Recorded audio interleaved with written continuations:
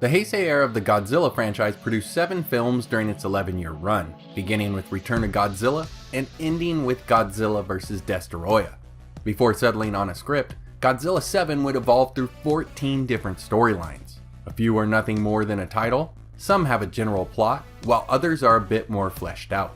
With that said, there are some amazing untapped potential stories here. Last time we took a look at the Unmade Godzilla vs. Godzilla films, and today we have one of 5 different Ghost Godzilla ideas. One that would have seen the ghost of the 1954 Godzilla return to do battle with the Heisei era's Godzilla. So here it is, guys, let's take a look at Shogo Tomiyama's Godzilla vs. Ghost Godzilla.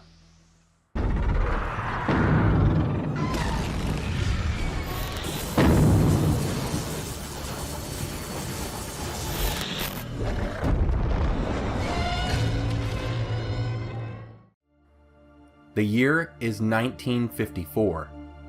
Japan has been devastated by the attacks from Gojira.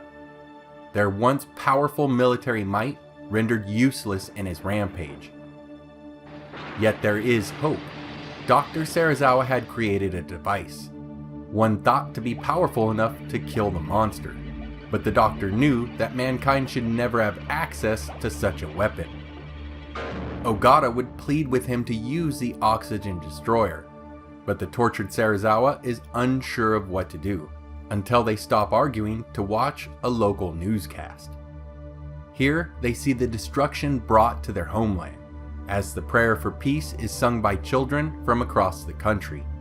He now knows what he must do. Ogata is right. The oxygen destroyer must be used on Gojira, and to stop it from falling into the wrong hands, he must sacrifice his own life in the process. The oxygen destroyer works as expected, and both are killed. Japan is saved. Now this is the area where 4 decades earlier, Gojira's rampage was ended. However, we learned from Godzilla vs. Ghost Godzilla that Gojira was not killed, at least not in the absolute sense. We find out that in a bizarre twist of fate that the oxygen destroyer did not finish its job. It was able to physically defeat Gojira. The destruction of the oxygen in the water created an unknown phenomenon, one that would cause an instant time leap of 10,000 years to occur. This would destroy the body of Gojira, but its life energy would live on. The unseen force would remain there dormant for 40 years until the residual bioenergies had gathered together enough to create an invisible mass of consciousness, one that longed for a physical form. At the same time, strange things were occurring in Japan that made no sense. Bridges would fall and buildings would get destroyed by unknown forces. The ground would collapse for no reason, rivers reverse their flow, and the sky would suddenly darken in the middle of the day without cause. With all of this, the people began to wonder if they were seeing the effects of the ghost of the 1954 Gojira. Eventually, the ghost would discover little Godzilla, and sensing that this creature is of the same species, it would reach out and possess little G. Perhaps sensing this evil act, the adult Heisei Godzilla would seek out to confront the ghost-controlled little G in an attempt to drive the demon out, hopefully saving the younger Godzilla. Now unfortunately, that's all we have on the plot of Godzilla vs. Ghost Godzilla. However, Shogo Tomiyama did give an in-depth description of Ghost Godzilla, along with an expansive list of powers and abilities, and concept art and images by Shinji Nishikawa. Looking first to the concept images, we see that Mr. Nishikawa made 2 mock-ups of the ghost of the 54G, here seen in a bluish glow with white or transparent spines. He also drew this concept image of the little G possessed form. It has an evil grin, full of sharp fangs, with claws that are devilishly elongated, and the creature's skin is torn and cracked from its massive growth spurt. With little G possessed, Ghost Godzilla would stand at 80 meters tall, the combined height of the 30-meter Little Godzilla and the 50 meters of the 1954 G, a full 20 meters shorter than the adult Heisei Godzilla. As for Ghost Godzilla's abilities, Tomiyama doesn't say if these attributes are available in only one or both stages. With that said though, the monster's power set would go beyond the physical laws of the universe. It could use both teleportation and levitation.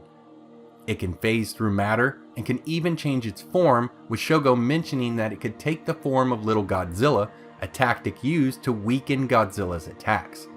It has the original Godzilla's heat beam, and it can create duplicates of itself by spitting ectoplasm from its mouth. Based on its own life force energy, it can even alter the environment by changing things like temperature, wind, light, etc. And perhaps its strongest ability, possession, giving it the power to take over its opponent's mind and body. As for restrictions, it can only move within the range of area in which the original Gojira moved.